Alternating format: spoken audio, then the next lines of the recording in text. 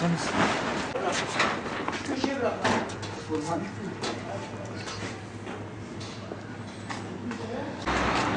Abi de hiç.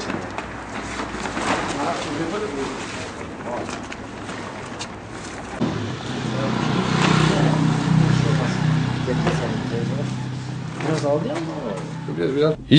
İç savaş nedeniyle Türkiye'ye ve özellikle Batman'a yerleşen Suriyeli ailelere imkanlar dahilinde yardımlarımız olmuştur.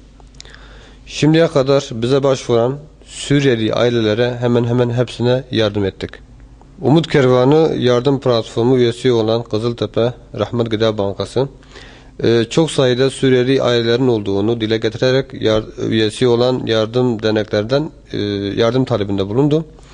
Biz de imkanlar dahilinde elimizden gelen gayreti göstererek bugün itibariyle 50'şer koli bir de artı muhtelif giyim eşyası olarak bir usuzu hazırladık.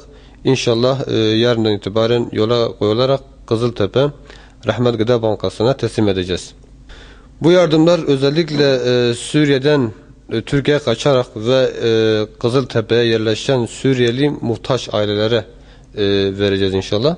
Tabii ki malumunuz yeni bir platform oluştu ve bu platform üyesi olarak çalışmalarımız sadece yerel değil, bölgesel olarak inşallah sürdürecek ve kısa kısa bu gibi çalışmalarımızı da siz değerli basın mensuplarıyla paylaşacağız.